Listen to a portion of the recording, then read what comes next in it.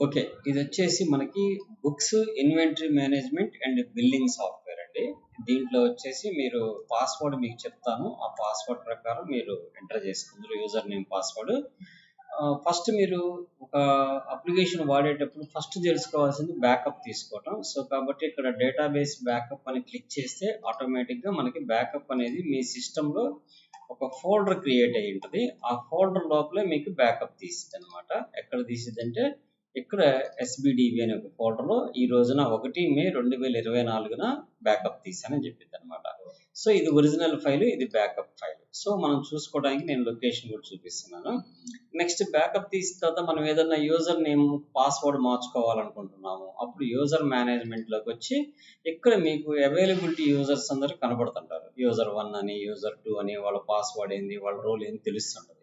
So, ఇక్కడ దేనికి మీరు పాస్వర్డ్ మార్చాలనుకుంటే దాన్ని సెలెక్ట్ చేసుకొని ఇక్కడ పాస్వర్డ్ నేను 1, 2, 3, 4 పెట్టి సేవ్ అని చెప్పేసా. ఇప్పుడు దాని పాస్వర్డ్ మారిపోయింది. సో, మనం ఇప్పుడు ఎగ్జిట్ అయ్యి మళ్ళీ అదే అప్లికేషన్ మనం ఓపెన్ చేస్తే, సో ఇప్పుడు పాస్వర్డ్ డిఫరెంట్‌గా అడిగింది. ఎందుకని నేను పాస్వర్డ్ చేంజ్ చేశాను కాబట్టి 1, 2, 3, 4 కొడితేనే లాగిన్ అయింది. That's okay. అది యూజర్ నేమ్ మార్చుకోవడం కోసం. సో, డిలీట్ బిల్ అని ఎందుకు పెట్టానంటే ఏదైనా ఒక బిల్లు తప్పుపడ్డది బై మిస్టేక్‌న. ఇంకొక బిల్లు కొట్టకముందే ఇక్కడికొచ్చి ఆ బిల్ నంబర్ కొట్టి డిలీట్ కొట్టేస్తే ఆ బిల్లు డిలీట్ చేసుకోవచ్చు. అంటే లాస్ట్ బిల్ ఒక బిల్లు కొట్టాము. కస్టమర్ ఏమన్నాడంటే నాకు అన్ని బుక్స్ వద్దు, నాకు 2 బుక్స్ తగ్గించి తీసుకుంటా అన్నాడు. మళ్ళీ మనం ఆ బిల్లుని కరెక్షన్ చేయకుండా ఇక్కడ మనం అడ్మిన్‌లోకి వచ్చి డిలీట్ బిల్ అని కొట్టేసి ఆ బిల్లు నంబర్ ఇచ్చేసి ఇక్కడ డిలీట్ అంటే మీకు ఆటోమేటిక్‌గా ఆ బిల్లు డిలీట్ అయిపోయింది. అది కూడా ఒక బిల్ ఎంట్రీ చేసి మీకు చూపిస్తాను. సో, అది తర్వాత మళ్ళీ అదే బిల్ నెంబర్ కంటిన్యూ చేసుకోవచ్చు అనమాట. దానికోసం ఈ ఆప్షన్ అనేది ఒకటి పెట్టాం మనం. ఓకే. నెక్స్ట్ వచ్చేసి ఫస్ట్ మాస్టర్స్‌లో కంపెనీ మాస్టర్ అంటే అర్థం ఏంటంటే మన కంపెనీ నేమ్ మనం ఎంటర్ చేసుకుంటాం. మన కంపెనీ డీటెయిల్స్. సో, నెక్స్ట్ వచ్చేసి సప్లయర్ నేమ్ అని ఉంటుంది. ఇక్కడ మనం ఎవరెవరి దగ్గర నుంచి అయితే మెటీరియల్ పర్చేజ్ చేస్తూ ఉంటామో వాళ్ళ డీటెయిల్స్ అన్ని ఇక్కడ ఎంటర్ చేసుకోవాలి. షాప్ నేమ్స్ అన్నమాట. సో, ఆ షాప్ నేము, అడ్రస్ అన్నీ ఇంపార్టెంట్ కాదు. ఒక్క సప్లయర్ నేమ్ ఒక్కటే ఇంపార్టెంట్. మిగతా అన్ని ఆప్షనల్ పార్ట్. మొబైల్ నెంబర్ కానీ, ల్యాండ్ నెంబర్ కానీ, ఈమెయిల్ ఐడి కానీ, జిఎస్టిఎన్ కానీ, bank name, branch name, account number, IFSC code ఇవన్నీ ఆప్షనల్. సో, నేను ఫర్ ఎగ్జాంపుల్ ఊరకే ఏదో ఒక టెస్ట్ డేటా ఒకటేసి సేవ్ చేశాను. ఇక్కడ ఆటోమేటిక్‌గా రికార్డ్ వచ్చేసింది. ఇప్పుడు ఈ రికార్డ్‌ని మీరు ఎడిట్ చేసుకోవాలంటే జస్ట్ ఇక్కడ ఎడిట్ అని క్లిక్ చేయండి. ఆటోమేటిక్ ఇక్కడ సెలెక్ట్ చేసుకోగానే డేటా మొత్తం ఇక్కడ వస్తది. ఇప్పుడు నేనేం చేస్తానంటే లైక్ బ్యాంక్ నేమ్ నేను ఆంధ్ర బ్యాంక్ అని చెప్పని యాడ్ చేస్తాను. ఇప్పుడు నేను అప్డేట్ చేయంగానే ఆటోమేటిక్‌గా ఆంధ్ర బ్యాంక్ అని ఇక్కడ అప్డేట్ అయిపోయింది. ఇక్కడ చూసుకోండి ఆంధ్ర బ్యాంక్ అని అప్డేట్ అయిపోయింది. ఇప్పుడు ఈ రికార్డు మనకు వద్దనుకుంటే దీన్ని సెలెక్ట్ చేసేసుకొని మనం డిలీట్ అని కొడితే డిలీట్ కాదు. ఎందుకని కాదంటే ఎడిట్ అని కొట్టి ఇక్కడికెళ్ళి ఆ సప్లైని సెలెక్ట్ చేసుకొని డిలీట్ చేసినప్పుడే డిలీట్ అయ్యింది. అంటే గబక్కని డిలీట్ కొడితే ప్రాబ్లం అయిద్దని ఎడిట్ కొట్టుకొని ఆ సప్లైని సెలెక్ట్ చేసుకొని డిలీట్ చేసుకోవాలన్నమాట. ఓకే. నెక్స్ట్ అది సేవ్ చేసుకోవచ్చు, ఎడిట్ చేసుకోవచ్చు. పోతే సేల్స్ మెన్స్ మన దగ్గర 2, 3 కుర్రోడు పనిచేస్తారు. ఏ కుర్రోడు ఎంత సేల్ చేశాడు, అసలు ఏ బిల్స్ ఏ కుర్రోడు కొట్టాడని మనకు కావాలనుకుంటే ఇక్కడ ఫస్ట్ న్యూ అని కొట్టగానే సేల్స్ మెన్ కూడా ఆటోమేటిక్గా వచ్చేసింది. ఇక్కడ నేను ఏదో సురేష్ అని చెప్పిన కొడుతున్నా. ఇవన్నీ కూడా ఆప్షనలే. Door number, village, town, district, state, pin code, phone number, mobile number అన్ని ఆప్షనలే. సేవ్ చేశా. దీన్ని కూడా ఎడిట్ చేసుకోవాలంటే మనం జస్ట్ ఇటు క్లిక్ చేయగానే ఇది పైకి వెళ్ళిపోతుంది. సింపుల్‌గా మీరు ఇక్కడ అతని ఫోన్ నెంబర్ కొట్టుకోవాలి. 1, 2, 3, 4, 5, 6, 7, 8, 9, 10 నెంబర్స్ పెట్టేసా. ఇక్కడ నేను ఎడిట్ చేసి అప్డేట్ చేసేసి ఆటోమేటిక్ అప్డేట్ అయిపోయింది సార్. ఎడిట్ చేసి అప్డేట్ చేయాలి. మళ్ళీ సేవ్ అన్నారంటే కొత్త రికార్డు క్రియేట్ అవుతుంది. ఓకే. అది ఇలా ఎడిట్ చేసుకొని అప్డేట్ చేసుకోవచ్చు. వద్దనుకుంటే దీన్ని సెలెక్ట్ చేసి డిలీట్ కొట్టేసేసుకోవచ్చు. ఎగ్జిట్ ఇస్తున్నాను. ఇది దీంట్లో పెట్టింది మనం ఆప్షన్స్. పోతే మనకి ఎప్పుడు కూడా మెటీరియల్ వచ్చినప్పుడు ఇన్వార్డ్ వేసుకోవాలి. ఇన్వార్డ్ వేసుకోవాలంటే మనం ఎవరి దగ్గర నుంచి పర్చేజ్ చేసాం. ఇక్కడ సప్లయర్ నేమ్ రాలేదంటే అర్థమైంది మనం ఇక్కడ సప్లయర్ నేమ్స్ ఎంటర్ చేసుకోలేదు.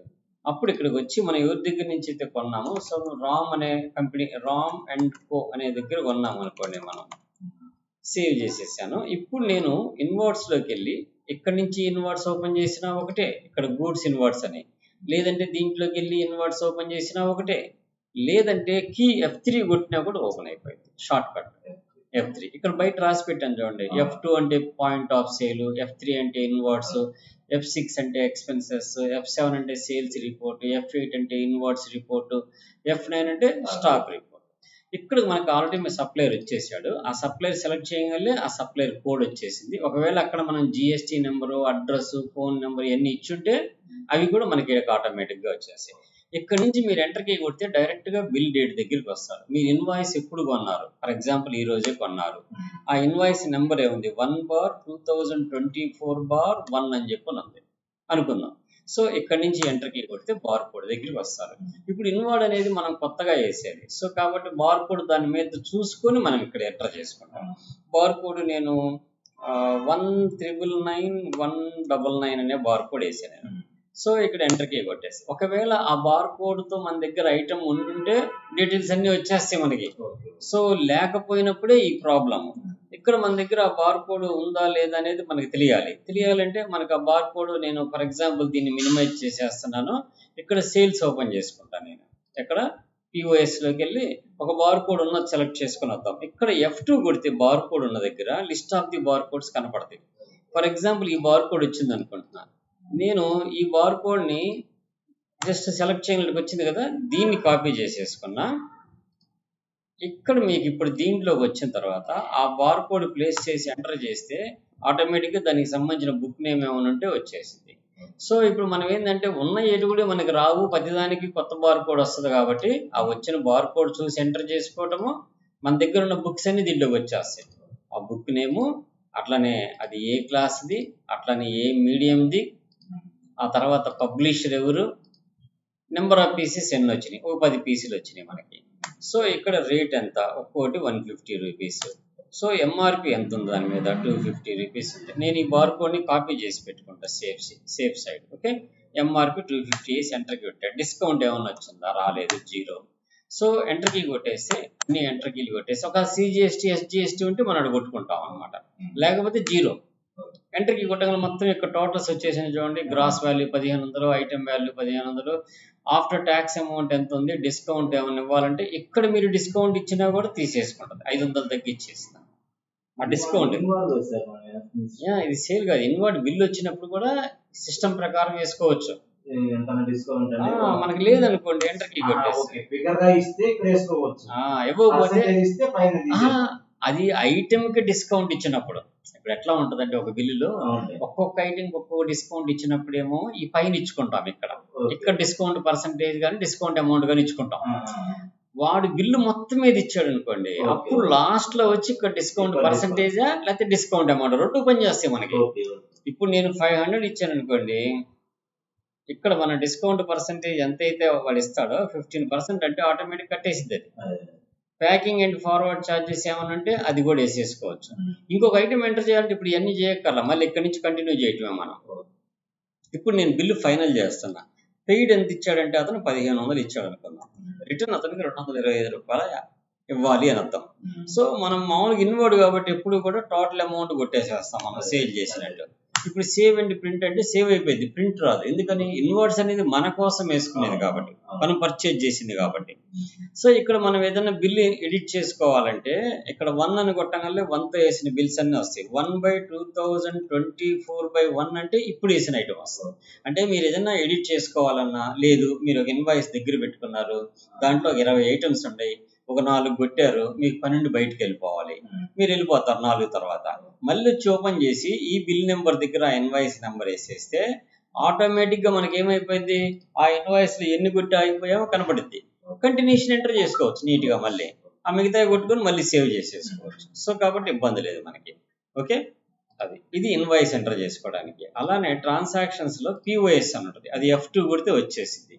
ఇక్కడ పార్టీ నేమ్, జనరల్గా పార్టీ నేమ్ కస్టమర్ చెప్తే ఎంటర్ చేస్తాము, వాళ్ళ అడ్రస్ చెప్తే ఎంటర్ చేస్తాము, వాళ్ళ ఊరు చెప్తే ఎంటర్ చేస్తాము, వాళ్ళ మొబైల్ నెంబర్ మటుకు జనరల్గా అడుగుతుంటాం కదా మనం.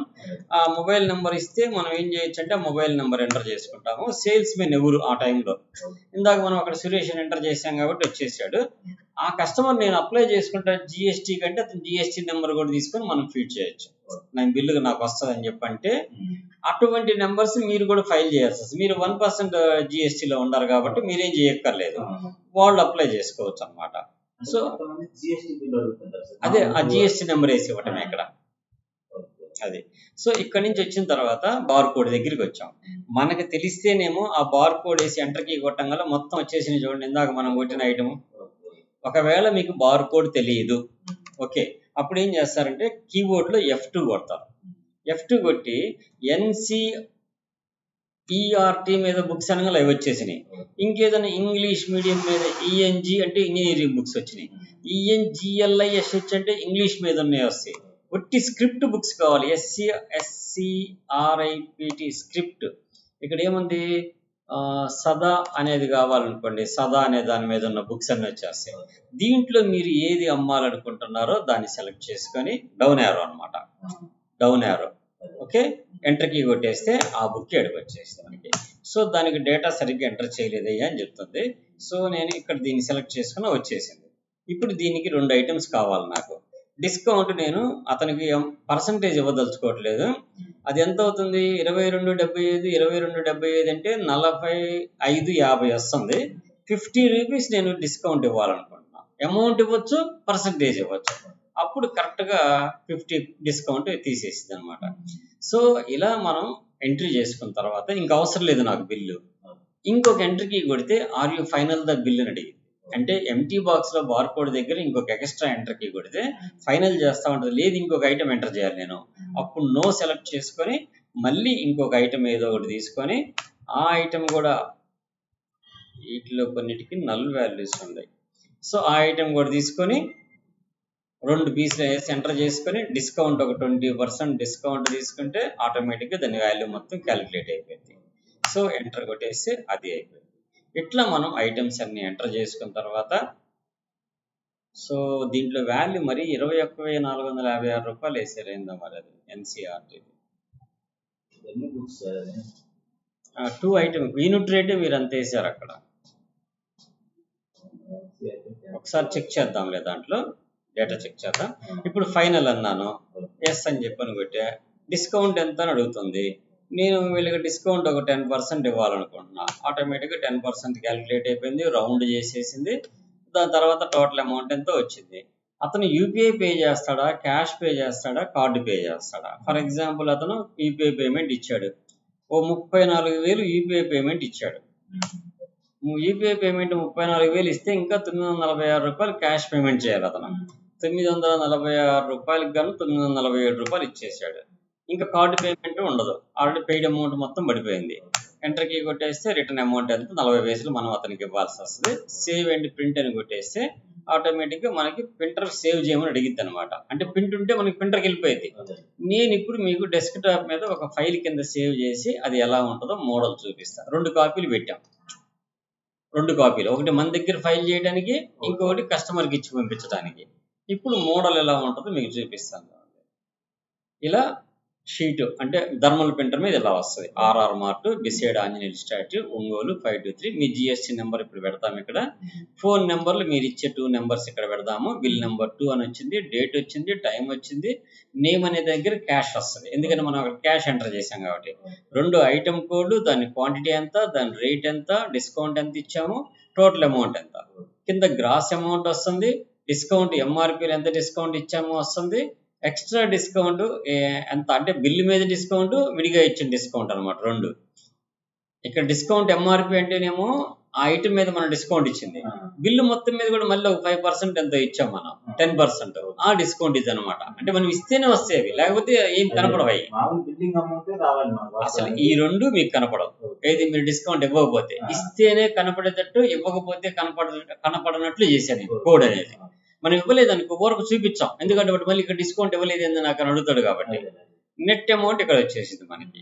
ఇక్కడ క్యాష్ ఎంత కట్టాడు, యూపీఐ ఎంత కట్టాడు, కార్డు ఎంత కట్టాడు అనేది కూడా కింద పేపర్లో వచ్చేసింది మనకి. ఎందుకని సాయంకాలంకి మనం సమాధానం చెప్పాలనుకోండి కౌంటర్ బిల్లులో, ఇప్పుడు ఈ రోజు క్యాష్ ఎంత వచ్చింది, యూపీఐలో ఎంత పడి ఉండో చూసుకో, కార్డులో ఎంత పడి ఉండో చూసుకొని చెప్పడానికి అనమాట బిల్స్ మీద. Goods once sold will not be return, thank you, visit again. ఇప్పుడు మనం దీంట్లో అప్డేట్ చేయాల్సింది ఏంటంటే జిఎస్టీ నెంబరు, ఫోన్ నెంబరు 2 పెట్టాలి, అంతే కదా. 2 కాపీలు మనకు ఆటోమేటిక్గా ప్రింట్ అవుట్ వచ్చేస్తాయి. అనేది ఆల్రెడీ పేపర్లు ఇచ్చారు సార్ ఆయన, అంటే ఏ ఐటమ్ ఎంత ఇవ్వాలండి, అది ఆటోమేటిక్ వచ్చేటట్టు చేస్తే బెటర్. ఉంటే అదే వచ్చింది. ఒక్క నిమిషం చూపిస్తుంది కూడా మీకు. సో మనకు డేటాబేస్లో ఏదైతే ఉందో అదే వచ్చేసింది, ఇబ్బంది లేదు. 1 2 3 4 ఓకే.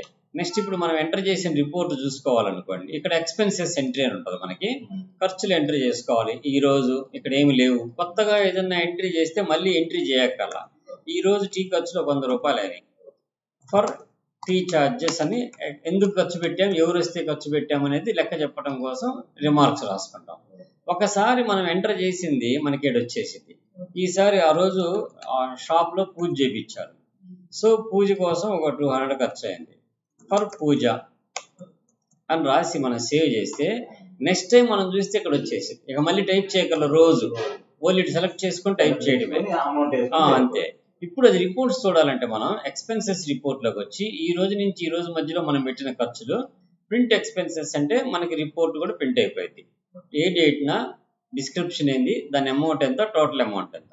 పైన expenses report from so and so date, నెలకు ఒకసారి తీసుకోవచ్చు, 10 రోజులకు ఒకసారి తీసుకోవచ్చు, మన ఇష్టం. ఇక్కడ date from date to date మనం చేంజ్ చేసుకోవడమే. దీని తర్వాత మనకి ఇక్కడ రిపోర్ట్లో సేల్ రిపోర్ట్ అని ఒకటి ఉంది. నేను డేట్ టు డేట్ ఇచ్చి షో సేల్స్ అంటే ఇక్కడ కనపడతాయి మనం అమ్మిన బిల్స్. ప్రింట్ సేల్స్ అంటే అదే రిపోర్ట్ మనం ప్రింట్ తీసుకోవచ్చు. టోటల్ అమౌంట్కి ఎంత కమ్మాము, డిస్కౌంట్ అమౌంట్ ఎంత, క్వాంటిటీ ఎంత, బిల్ అమౌంట్ ఎంత, ఏ బుక్ అమ్మాము, వెరైటీ ఏంది, బుక్ నేమ్ ఏంది, బుకింగ్ డేట్, బిల్ డేట్ ఏంది, బిల్ నెంబర్ ఎంత. ఇది కాకుండా కన్సాలిడేట్ సేల్ అంటే ఆ బిల్లు మీద ఎంత వచ్చింది, 2 బుక్కులు అమ్మొచ్చు, 3 బుక్కులు అమ్మొచ్చు ఒకే బిల్లు మీద, అన్ని డీటెయిల్స్ నాకు అవసరం లేదంటే కన్సాలిడేట్లోకి వెళ్తాం. ఈ బిల్లు 1వ నెంబర్ బిల్లు ఆ డేట్లో ఇంత అమౌంట్కి పోయింది, ఇంత డిస్కౌంట్ అయింది, ఇంత బిల్ అమౌంట్ వచ్చింది, కన్సాలిడేట్ అంటాం.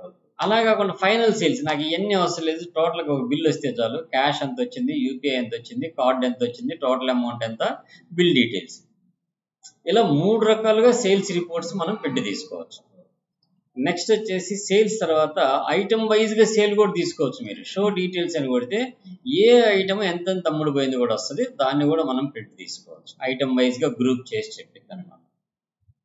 ఒకే ఐటమ్ మనం 10 సార్లు అమ్మితే అది ఎంత అమ్ముడు పోయిందో చెప్పింది. అలానే ఐటమ్ వైజ్ పర్చేస్ కూడా చెప్పింది, ఏ ఐటమ్ ఎప్పుడెప్పుడు ఎంతెంత పర్చేజ్ చేసామనేది కూడా తీసుకొచ్చింది మనకి. సో ఈరోజు పర్చేజ్ చేసింది ఇదే.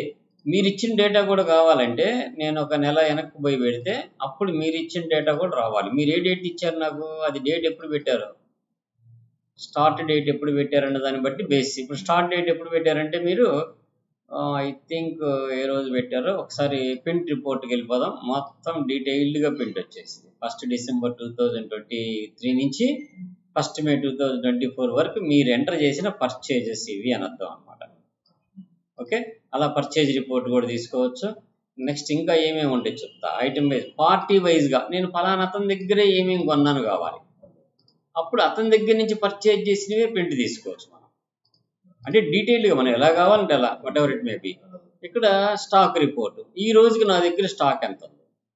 ఇక్కడ ఇది వచ్చేసి బుక్ నేము, ఇది వెరైటీ, ఇది medium, inward quantity. In quantity అంటే అవుట్ క్వాంటిటీ అంటే సేల్. ఇక్కడ ఫర్ ఎగ్జాంపుల్ ఇందాక మనం 35 ఉన్నాయి, 2 అమ్మాము, 33 ఉన్నాయి, దాని పర్చేజ్ అమౌంట్ ఎంత, దాని మల్టిప్లికేషన్ అమౌంట్ ఎంత. అట్లా మనం అమ్మినవే ఇక్కడ 2 అమ్ముడు పోయినాయి. దీన్ని కూడా 36 నుంచి 2 పోతే 34. ఇది స్టాక్ రిపోర్ట్. దీన్ని కూడా మనం నీట్గా ప్రింట్అవుట్ తీసుకోవచ్చు. గ్రూప్ వైజ్గా స్టాక్ చేసింది. మీరు పేజ్ ప్రింట్అవుట్లో పెట్టుకోండి, నీట్గా పేజ్ ప్రింట్అవుట్కి సెట్ చేసింది. ఎన్ని పేజీలు వస్తే ఎన్ని పేజీలు, మీకు ఉన్నదంతా వస్తుంది కాబట్టి చాలా పేజీలు వస్తాయి. ఇప్పుడు ఇదిగోండి పేజ్ స్టాక్ రిపోర్ట్. ఈ ఐటమ్ నేను పెద్దది ఉండటం వల్ల మీకు పేజీలు వేస్ట్ ఎక్కువ అవుతున్నాయి అనమాట. సో నాకు తెలిసి ఒక 100 పేజీల పైన వస్తుంది. అప్పుడు 59 పేజీలు వచ్చింది అనమాట. ఓకే, అలా స్టాక్ రిపోర్ట్ కూడా తీసుకోవచ్చు. మన దగ్గర డెడ్ స్టాక్ ఏముంది, అసలు అమ్ముడు పోకుండా ఉన్నది ఏంటంటే ఇక్కడ కనపడిపోతుంది. ఇవన్నీ మనం కొన్నామే కానీ అమ్ముడు పోవాలి. ఎందుకని ఇన్వర్డ్ ఉంది, అవుట్వర్డ్ లేదు. ఎస్, అమ్ముడు పోయి రావన్నమాట. అక్కడ స్లో మూవింగ్ స్టాక్ ఏముండే అంటే నాకు 2 కంటే తక్కువ అమ్ముడు పోయినాయి ఏమైనా ఉంటే ఆల్మోస్ట్ మొత్తం వచ్చేస్తాయి. 1 కంటే తక్కువ అమ్ముడు పోయినాయి ఏంటంటే ఇక మొత్తం వచ్చేస్తాయి. 3 కంటే తక్కువ అమ్ముడు పోయినాయి అంటే అట్లా slow stock. Fast moving stock, నాకు 2 కంటే ఎక్కువ అమ్ముడు పోయినాయి అంటే ఈ 2 కదా మనం అమ్మింది ఇప్పుడు. అట్లా మూవింగ్ స్టాక్స్ కూడా పెట్టి తీసుకోవచ్చు. ఇవి దీంట్లో మొత్తం బేసిక్ ఆప్షన్స్ మనం పెట్టింది. ఎగ్జిట్ కొడితే బయటకు వచ్చేస్తాం. ఇప్పుడు మీరు అనేది ఏంటంటే పిఓఎస్లో ఇక్కడ ఐటమ్ని సెలెక్ట్ చేసుకున్నప్పుడు ఆ ఐటమ్కి సంబంధించిన డిస్కౌంట్ ఇచ్చుంటే ఇక్కడ డిస్కౌంట్ కూడా వచ్చి పడిపోవాలి అని చెప్తున్నారు. దట్స్ అంతే కదా. సో ఇప్పుడు మనం ఏం చేద్దామంటే అసలు మీరు ఇచ్చిన దాంట్లో నాకు ఇచ్చిన డేటాబేస్లో అంటే మీరు నాకు డేటా ఇచ్చారు కదా ఎక్సెల్లో, ఆ ఎక్సెల్లో అసలు డిస్కౌంట్ ఎంటర్ చేశారా లేదా మీరు, అదే ఒకసారి నేను చూసి ఉంటే దాన్ని కూడా తీసుకొచ్చి అక్కడ ప్లేస్ చేసేద్దాం. అప్పుడు ఆటోమేటిక్గా ఏమైంది, డిస్కౌంట్ కూడా అదే వచ్చేసింది. సో ఒక్కసారి మనం డేటాబేస్లో ఇన్వర్డ్స్లో మీరు ఇచ్చిన దాంట్లో ఎక్కడెక్కడన్నా discount SGST, IGST, after discount amount, tax amount, after discount అమౌంట్లు మీరు ఏమి ఇవ్వలేదు, అన్ని జీరోలు పెట్టించారు. మీరు డిస్కౌంట్ అమౌంట్ ఇచ్చారు, టోటల్గా ఆఫ్టర్ డిస్కౌంట్ అమౌంట్ ఎంత అనేది ఇచ్చారు, కానీ డిస్కౌంట్ పర్సంటేజ్ పెట్టలేదు, డిస్కౌంట్ అమౌంట్ పెట్టలేదు. అది ఇప్పుడు 430 రూపాయలు ఉంది, ఇక్కడ డిస్కౌంట్ ఏమీ లేదు కాబట్టి 430 రూపాయలు వచ్చింది.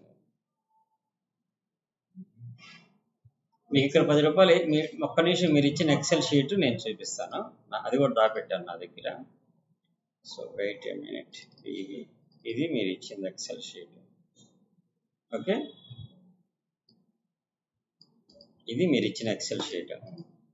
ఈ ఎక్సెల్ షీట్లో ఇక్కడ ఏమేమి ఇచ్చారు, ఎంఆర్పి ఇచ్చారు, అమౌంట్ ఇచ్చారు, ఆఫ్టర్ డిస్కౌంట్ అనేది డిస్కౌంట్ ఇక్కడ ఏమీ లేదు కాబట్టి యాజ్ పర్ ఫార్ములా ఇదే వస్తుంది. మీరు ఇక్కడ డిస్కౌంట్ పర్సంటేజ్లు పెడితే ఆటోమేటిక్గా డిస్కౌంట్ తీసుకొని వచ్చేసింది ఎంత అనేది.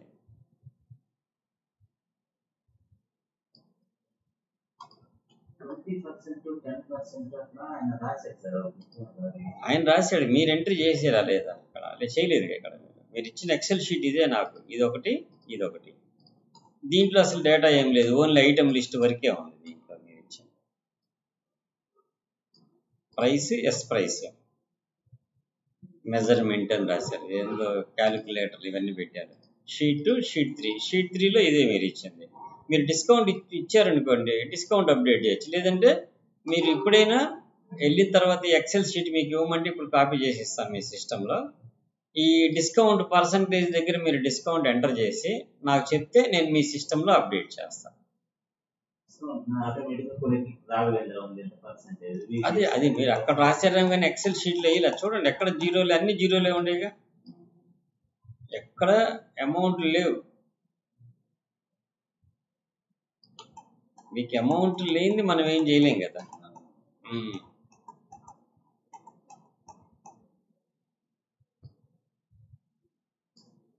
అమౌంట్ లేనిది మనం ఏం చేయలేం. అందుకని మీరు ఏంటంటే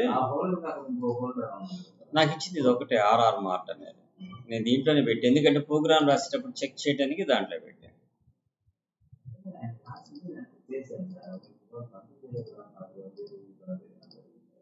ఆల్రెడీ ఐటమ్స్ కూడా దీంట్లో ఎంటర్ చేశాను కదా నేను, దీంట్లో ఎంటర్ చేసినా డిస్కౌంట్ ఉంటుంది, అదే కాపీ చేసింది ఇక్కడికి. మొత్తం ఎన్ని ఐటమ్స్ వచ్చినాయి అంటే మొత్తం మీరు ఇచ్చినవి 1623 వచ్చినాయి.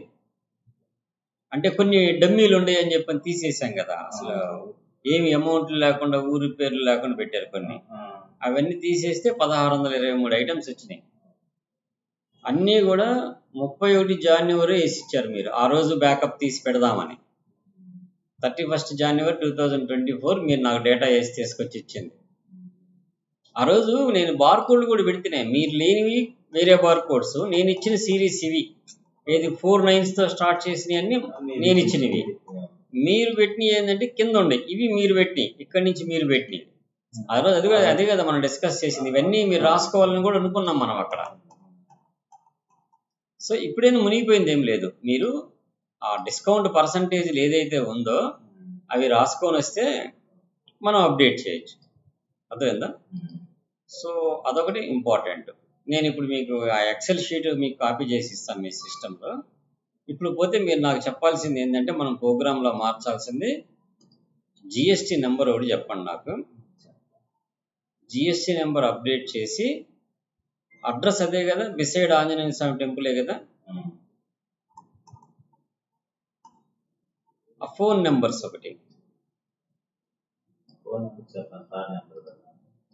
అయిందే చెప్పండి, అప్డేట్ చేసేద్దాము. ఈ 2 అప్డేట్ చేస్తే సరిపోయింది మీకు.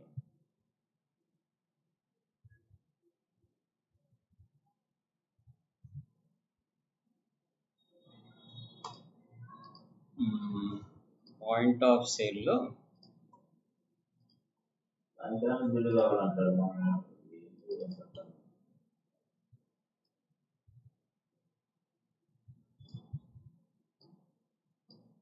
ఉన్న ఐటమ్ ఒకటి రెండు బిల్స్ కొట్టి చూపించండి, ఏం పోయింది ఆయనకి. ఇంకా అంతకంటే చేసేది ఏముంది. ఆయన ఫోన్ నెంబర్ వచ్చేసి 970. ఒక్క నిమిషం.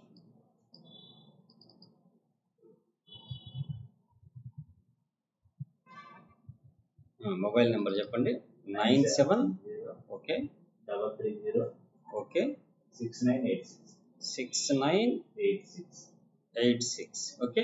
నెక్స్ట్ నెంబర్ ఏమైనా ఉందా? ఒకటి చాలా. ఓకే, తర్వాత అయినా అప్డేట్ చేయొచ్చండి, ప్రాబ్లం లేదు. జిఎస్టీ నెంబర్ చెప్పండి.